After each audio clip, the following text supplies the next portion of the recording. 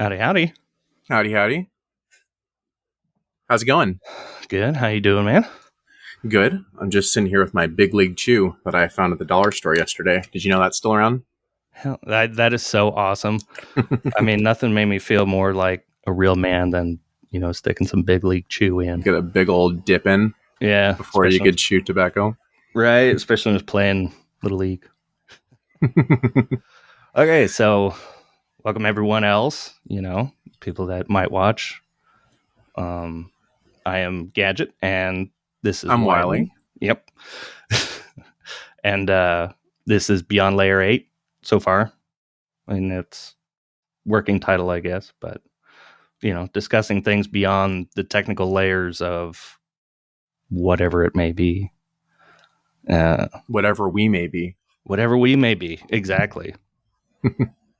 So, there's first thing I got to get out is a surprise you don't know because I just got them in, but I can't see crap. Oh. But it's because my glasses just came in. Are you Your gonna bandwidth is okay. Sorry, it looked like you cut out for a second. So, Oh no, it was freezing. so this is what I Oh got my now. god. A little bigger, I like them. but see, they're Maui gyms.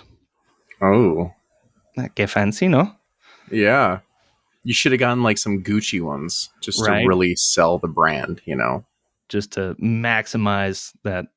Wow, those I was really image. nervous about your next pair because nothing can really top your last ones, but these are really you too. I really like how big they are.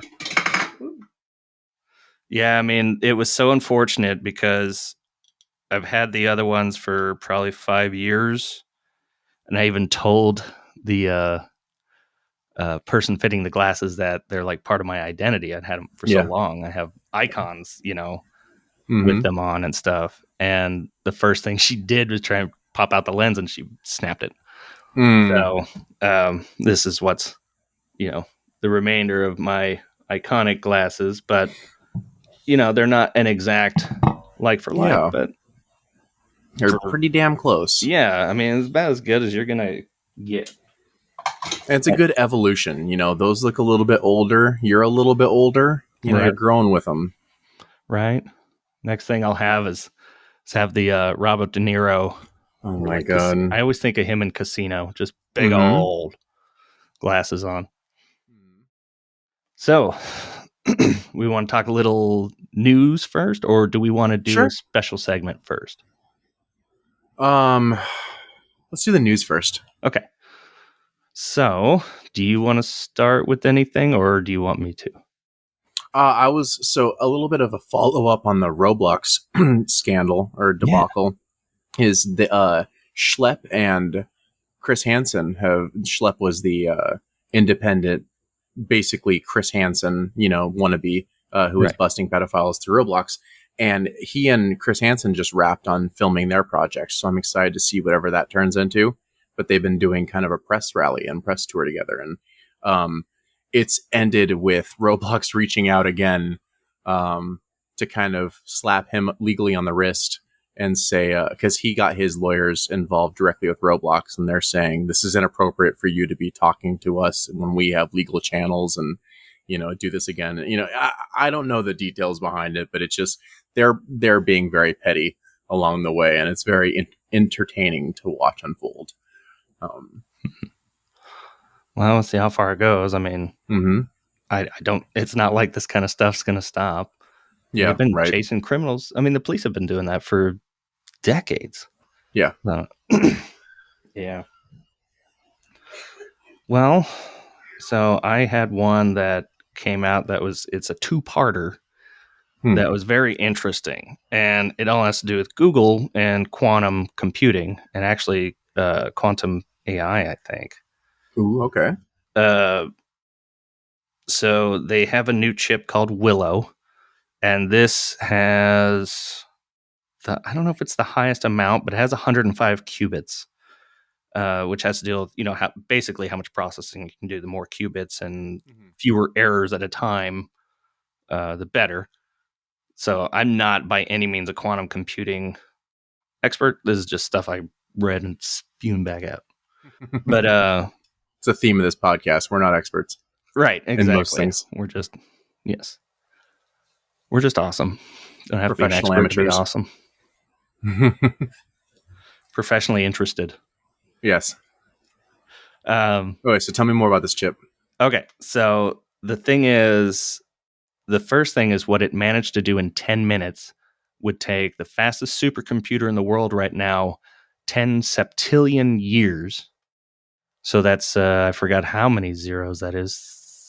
32, 28, some number. So, so unfathomable that Yeah. basically everybody in the world wouldn't be able to do it if they were computing on every supercomputer, for a million years. It's just insane how fast this is, that this computation only took 10 minutes. It's When you're dealing with a computation that is in that scale, what do you use it for? Because there's only one use case application that I could think about. so, well, what do you think that would be? I guess. Tracking near Earth like bodies for astronomical science. I mean, that's not. I don't know. That's really seems like the only data set large enough and the problem great enough that we could immediately feed to a computer and what specific results like charting different things. I don't know. It just seems like that's the only real thing that springs to mind. That I mean, if you're talking about like that huge of an increase, that's redonkulous. So I couldn't imagine anything else being. I mean, like, what are you going to run Skyrim at like 16K, 16,000 frames a second? Like, I don't know. I don't know what the deal is with why are we stretching that far? So it's basically getting. There are some security implications for sure within the computing world. I'll say that first. One thing is you can waive encryption goodbye, right? Because think about it. We've always said that, oh, well, it's safe because it would take a computer a million years to crack. Yeah. It's like, okay, well, we just did a septillion years in 10 minutes.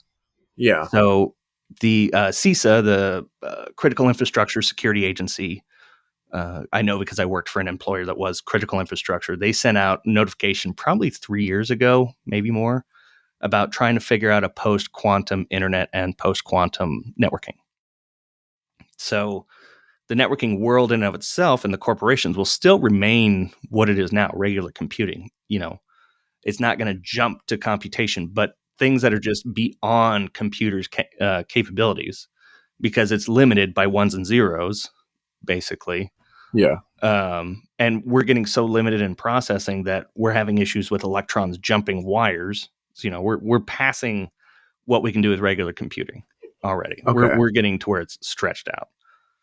But so yeah, security implications. We have to figure out new ways to deal with stuff. That means quantum networking, which, if you're familiar with Schrodinger's cat, which most people have heard of it, but let's just skip all of that and say that essentially what happens is if anyone tries to monitor anything going across a wire, in this case, it'd be a fiber optic, probably.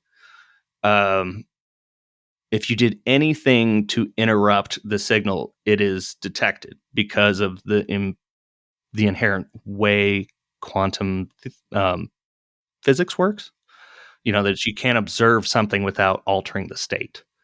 Yeah, it's like double slit experiment kind of thing. Yeah, so you can't look at anything on the fiber without altering its path, and thereby thereby showing that it's been altered. Okay. So, the other thing, though, that I just read today, and I'm looking at it here because it's so interesting and it's very recent, is that because the Willow quantum chip did that in 10 minutes, there's a bunch of theories out now that are starting to gather more steam about there really, really being parallel universes or a multiverse. Okay. I don't know if it actually is a multiverse, but parallel universes for sure. There's a lot of, I'm reading articles on it that basically it's not a guarantee. It's not like, hey, we found a parallel universe. It's, hey, in order for this to happen, wouldn't there have to be a parallel universe for this to all make sense? Okay. So Um, like tracing the echoes of something that exists, not something we can directly interact with yet.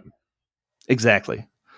And they're doing stuff like this all the time. Microsoft had to come out with a new state of matter for their Oh man, I can't remember the name of their chip. They have a quantum chip, and I cannot remember the details. I swear it had something to do with like, imagine electricity changing a substrate of metal. So instead of being just a flat, it would have detail to it when electricity is Huh. applied. I think Okay. I could be totally wrong on that because that was an article I read very briefly. Yeah.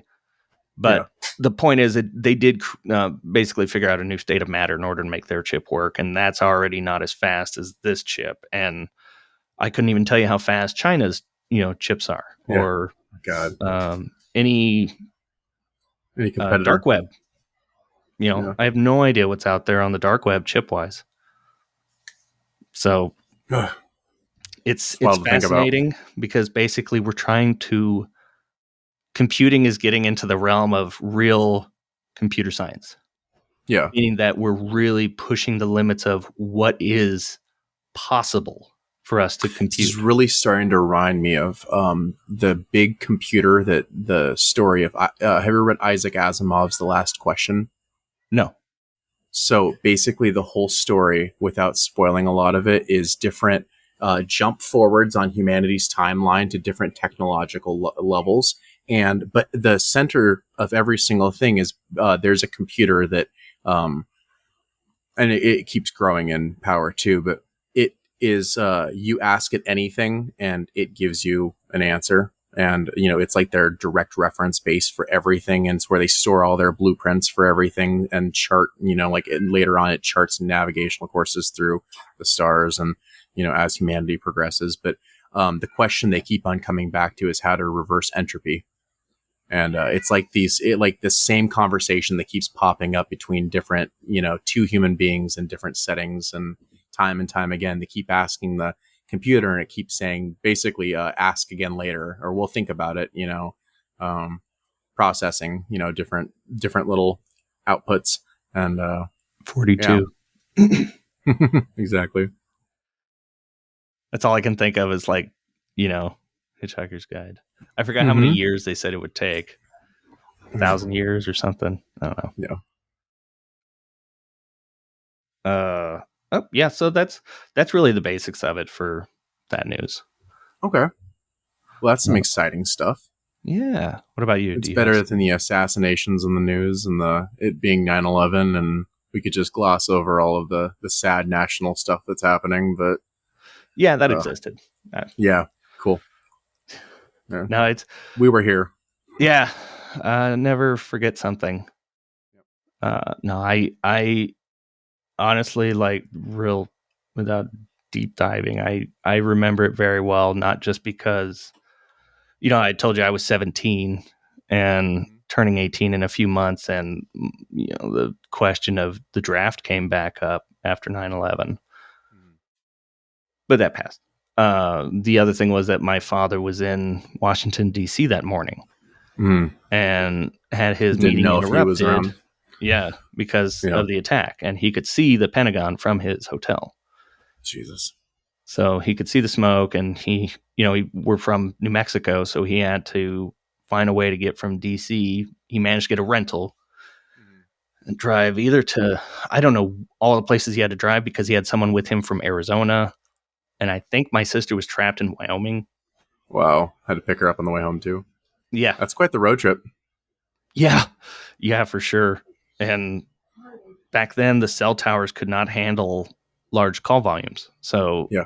just, there was no calling. You would try and try and try, but the East Coast was just locked up.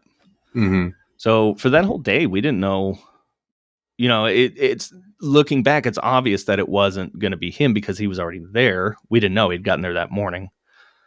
We didn't know they were doing local flights, so they had more fuel and yada, yada. Mm-hmm. All you know is that you have someone that you love The involved panic in, sets and you in. have no idea where they are. but they're there at the center of the action. Mm-hmm. So I'll never forget it because of that stuff. But that and they showed all the kids at school. I understand it was They this showed me at school. Yeah. I was 6, so that was one of my formative memories. And that's insane. That's insane. Mm-hmm. No. But I don't know. People weren't thinking. It was just something so phenomenal. Yeah, I think my sister said my mom woke her up and said that she said something like, I want you to come witness history. Oh my God. Yeah. Well, my sister was older than me, so she was 19 or something. God forbid something like that happens now. I wouldn't tell my daughter. I would find a way to breach the subject with her before some teacher had to, but it's like, I wouldn't be like, hey, kiddo, come in here and watch these people. You know? Oh, look at him. He's, I don't want, never mind. Yeah. Ugh. Did you ever watch that Tom Hanks movie about it? About 9/11? Yeah. It's not like, he's not the main character, but he plays spoiler, he plays a guy who dies in 9/11. But the whole story is about his son. I think his son is on, obviously spectrum of something. I think they've redone the diagnosis of what he had in the show by now. But he like runs into this old man who like helps. He's like on a search for the secret borough of New York, like the lost borough of New York that his dad like always told him about. And like it basically turns out that it's like a whole treasure hunt that his dad had made for him before 9/11 happened, and was planning. And I guess he was like planning on taking him on it or something. I can't remember the whole thing behind it, but it was an amazing movie. And you didn't really realize, like, it's not like central, like, oh, this is a 9/11 movie. It's just like happens to be that like the whole point that he lost his father was in 9/11. And yeah. Yeah, I was dating a woman from Brooklyn just a few years later, and hearing stories of, she worked in Manhattan, so seeing tanks go down 34th Street and things like that, just craziness, We had locally before, I think this was maybe before you came to the area, we had a manhunt for a pretty prolific murder case that happened here against a local businessman. And I live out here in the country outside of town, and there was like SWAT, the big, like huge wheeled ones. They weren't tanks, but they had, big chunky tires, and they had like big APCs blocking off and cordoning off areas and doing sweeps for this guy. And yeah, it was wild to see like just dozens of guys, and every single stop they had to like turn away people because there was like posses being formed, like good old boys grabbing their their AR-15s and getting into the truck and getting out there to help the cops round this guy up, because everybody wanted to avenge the murder right when it happened. Yeah, people get amped up for sure. Yeah. I remember that happening with guy shot a cop on the highway I lived on, and the manhunt like kind of breached some legal boundaries with entering premises based on rumors. So the cops were getting a little hot-headed to where, like, my brother-in-law, this guy Astorga, had parked his truck outside my brother-in-law's property. So they entered his property and they entered his home, and they searched around and stuff. And the vehicle wasn't on his property; it was just on the road near his property.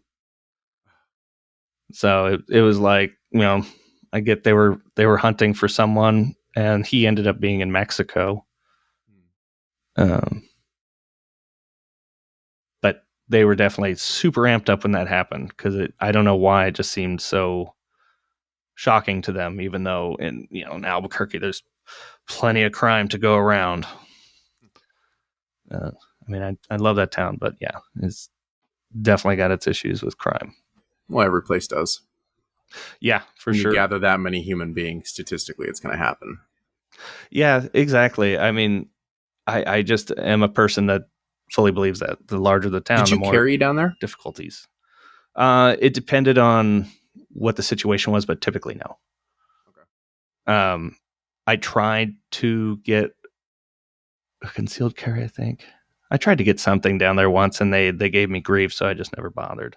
But you could get shotgun easily, so I had that. But otherwise, no. It's my family carries like a few of them carry pretty much all the time and have concealed carries and all that. Yeah, because it's scary. Yeah. I mean, honestly, I don't blame them. Even in this small town, the last year or so, just like nothing really substantial here has happened where I feel unsafe, except for that one incident that I told you about, road rage, where that guy popped out. And but I don't know, just the way things have been going. Like, I used to conceal carry. I think my conceal is still in date. I think that I might start doing it again. Just, I don't know. I don't want to be a victim, Yeah, I mean, people are more desperate on that one. That one's so opinionated. Yeah. I can tell I don't have any I don't have strong convictions on the subject. I'm not like a gun rights advocate. I'm not a gun support guy. Like, I think that there's probably a better system out there than what we're doing now, but I'm not the guy that's going to know how to do anything about it. I'm just me. Yeah, I mean, I'm the same. I'm just a concerned person that would like things to not be the way they are right now. Yeah, exactly. But what that means, I have no idea, and how that fits in society is yet to be seen. And that line between utopia and dystopia is very fun. Right. Yeah. So that's been fun. So let's break into a fun segment then. Okay. So let's do the one I told you about called "What's on My Desk." Okay. So do you want me to start, or do you want to start? You start. You start. I'll start. Okay. So this segment, we pick some random thing that's on our desk, and I have not looked until just now, and I will describe what the heck it is, because I always have technological junk all over. So let's pick a good one. Let's pick this guy. Okay. So you're very familiar with this one, right? These are Intel NUCs. This one in particular came out quite some time ago. I believe this is a 2016 model. Next NUC is like next unit of computing, or next something of computing. But what is really neat is these things pack a whole bunch of power. They can have, I believe they have i7s in some of these models inside here. Can have 16 gigs of RAM, even though it's it's 9 years old. What's cooling like, though? Yeah, I mean, it's a thermal throttle right away. I mean, i7 is gonna be pretty toasty in that little package. Oh yeah, this thing gets hot. Like, the i7s have to have the ventilation on them on the side. There's another model that is not an i7 or anything. It's a much more sleek and enclosed, sleek and smaller design. It only takes the M SATA, the mini SATA drives. But I use these all over the place, but I don't use them for everyday desktops anymore, because these processors are too old, and Windows 11, for those that don't know, Windows 10 is going to stop getting updated after October. So no more security updates. It's like we've done with XP and Windows 7 and everybody make the swap to Linux while you can. Right. It's true. I mean, anything that's under an 8th generation Intel chip is not going to work anymore with Windows 11. You can manipulate it to make it work, but it won't be supported. So that's where we're at right now. Is people are selling these 6th gen processors and making it to where it's running 11, but I don't think you'll be able to get updates. Wow. Yeah. That's ridiculous. So in a few months, these will drop even more significantly. But what I use them for is for dedicated services, right? Because I love servers and I love home labbing, which is where, I basically take my work home with me. I have servers, networks, firewalls, the works here. And I've got it all set up in a very nice situation. Oh, shit. I lost my train of thought. God damn it. Talking about your home lab. Oh, the Intel Nooks. I'm so sorry because I went off on an ADHD trip and lost what I was doing. So these things are really cool because you wouldn't think these would be computer servers, but they're great. You can run them as little home what they call them, home theater PCs. Yeah, You can like attach a Cody. hard drive to it, have your whole movie stored, and have it play on your TV in the living room. That's a friend of mine is doing that right now. I use them. I run my Minecraft server. My main server right now is running on a Nook. And Blew my mind when you told me that the other day. I thought that thing was on one of the bigger desktops that you had on your rack. And right, yeah, I know. I thought it was as well. I kind of forgot that. I thought it was a what is that? Small form factor tower size, but nope, running on a Nook, and it's been doing great. And it's a 40 gig Minecraft world, which is fairly what day is it large. at now? 14,000 something, Wild. 300. Yeah, it's been fun. I think I'm gonna start maybe doing one a year Mhm. and just go through that cycle because I wanted to have a perma world, but it's just too hard. So if I have Yeah, set dates of I'm going to play from this time to this time, I think it'll be more fun for me. Just yeah. because, I mean, anyone that doesn't know me, uh, well, anyone that does know me, I should say, know that I'm obsessed with playing Minecraft. I play every day, It's every the day. only game that you're a gamer for. Yeah, it's basically the only game I play. I don't play phone games. You're trying to get me back into gaming because it's been a little while. I'm trying. I got Like you to I've play a Dark Souls game. I mean, not a real Dark Souls game, but a Souls-like game, which is wild to me. I mean, those games are renowned for their difficulty, and I'm dragging your ass through it. dude, I've got you doing that. I've got a coworker who wants me to play No Man's Sky. So You'll love I've got that. that's what I've heard. Like it sounds Mhm. like it's really interesting, and I wouldn't be Yeah, disappointed. I'll be reinstalling it for you, to play with you too, because that game's amazing. Heck yeah! And then another coworker has a Valheim server right now, and I've played Valheim 2 or 3 times, and every time Yeah. I don't get over that hurdle of this game sucks and it's too hard. Oh, dude, I You go know, hard on building in that game. I am like, oh god, I just need that just someone to help me. triggers my ADHD, and I love it. I just need someone to help me get over the hurdle of like the Yeah. intro. Once I can get The past that big to where part I'm is vibing. we'll talk about this later, but the big part about that game is like different. So like you have a set amount of health and stamina, and like different foods add different amounts of both. So like you stack different foods and you keep up on your nutrition to keep your health and stamina bars up. And that's like the big thing is just keep your Viking well fed, and you're good. Okay. Yeah. Yeah. You ready for my show and tell? Yes. Let's see it. Let's start off with, I guess, one of my little boys. Do you want a Space Marine or an Orc? Space Marine. Okay. Now I'm still a novice at this for the. Oh god, this is going to be. I should have thought about this before. Oh, you're trying to focus it? I'm going to grab a background. I was gonna say just do it, just do Instagram style. There you go. Oh, it's still not even going to really go that way. I'm going to give you a bigger model just to because it's going to lock onto it. But you see the size of those models. That's the 40K thing that I've tried talking to you a few times about. But this is one of my other work in progress. It's called a Knight Armiger. Nice.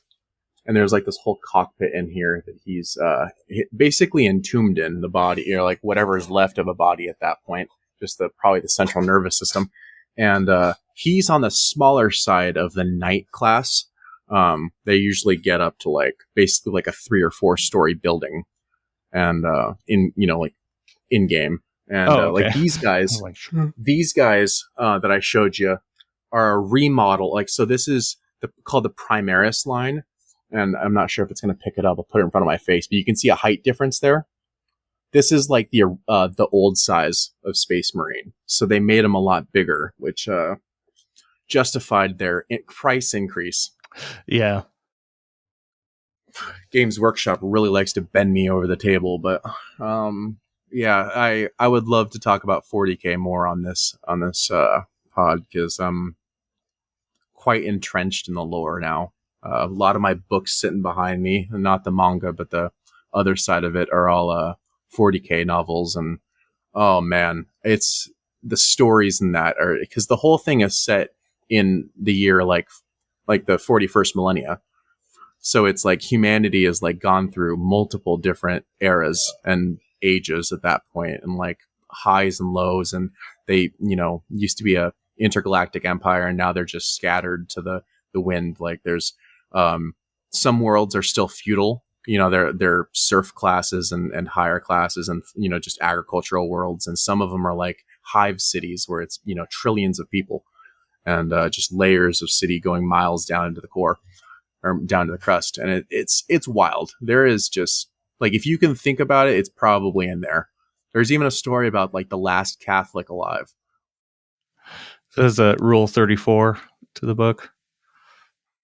There's it. Is it 43? Yeah, there's a lot of porn. Yeah, I bet there's a lot of Sisters of Battle porn, or whatever the. What? I just meant if there is one, it probably exists. Mm-hmm. Like if there is a story, it probably exists. And mm-hmm.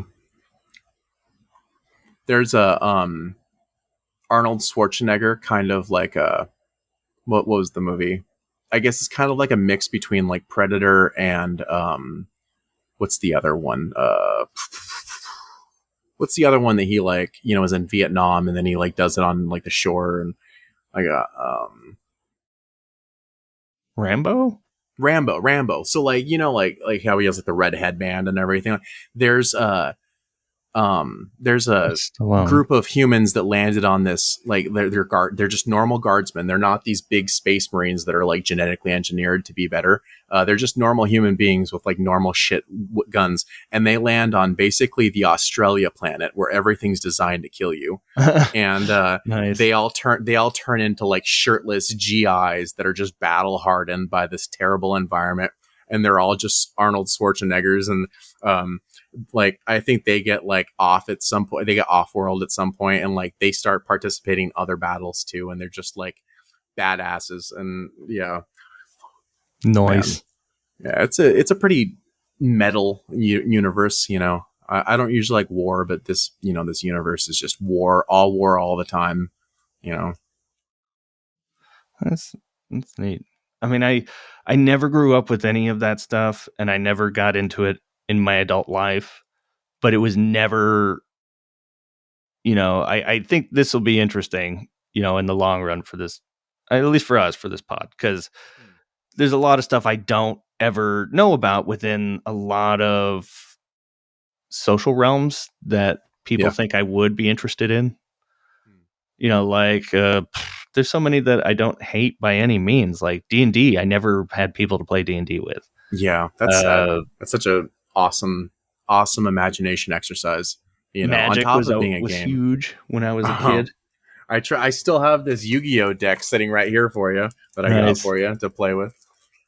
But yeah, we need to play Magic. I have a lot of I have this set that's called like Magic Game Night, and it comes with 5 different decks of all the different colors. And I mean, they're just starter decks, they're nothing special, but you can pick whatever color you want and look at the cards in it and see if it's like up your alley, and just go head to head with that. And Magic's a really fun card game. What is it that they play at what is the comic store out there that Digital Heroes? Yeah. Don't they have a competition of some sort in there sometime? I think they started doing the Pokemon trading card game recently.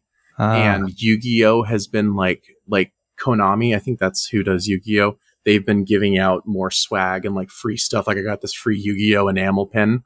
And they've been pushing more of like local tournaments and stuff. And yeah, they play almost everything there now. When I first started like going there just to shop, I was asking about Magic and everything. And I think Magic and 40K and D&D were the only things they did back then. And then they started expanding a lot more. It's all on community need. Like last time I was in there, some guy came in and asked if they had the setup to do like Smash Brothers tournaments, and they don't have like enough TVs and and I think they would also have to pay Nintendo for that in some fashion. That sucks. To host those kind of events, legally. And but that would be really cool. I wish they had more digital gaming events too, or at least arcade events. I miss LAN parties. I would love to have a penny arcade. Oh, right. Oh yeah, penny arcades. I just miss arcades. That's what I grew up with, gaming wise. Was if I did good on my report cards, I could go to the arcade and spend a ton of money, because it was the 90s, so it was past regular arcades where it was quarter play, and started getting into like the more intricate and more expensive games. So it was like $1 a freaking play. The like the Terminator ones with the big guns that are like $5 a play now. Time Crisis was my jam. Like in any arcade, if I could find it, that was the one I played. I tried looking them up, but they're thousands of dollars. Even the old ones. That Area 51. I love that one too. That was cool. I had that like first 2 levels just memorized. Like I was a professional. I would pay for 2 guns, and I would just be there like John Wick, just crossing my arms and shit. And Wyatt hilarious. Yeah. All right. Well, what do you think? Think we got a good amount going here? I think we got it there. What do you guys think? All right. Cool. Say nothing if you guys agree. All right, man. Well, this is episode 3 of hopefully a fun journey here, and we're gonna get to learn a lot more about stuff as we go along. But thank you for being here, sir. And I'm gonna have a special thing coming up in the next couple episodes where I'm gonna do a presentation on a very special topic here, but we'll see when that comes to fruition. But I just want to give a little bit of a teaser in the meantime. Just a tease. Mm-hmm. Okay, sir. Well, until next time. Thank you, sir. See you later, everyone else. We'll see you.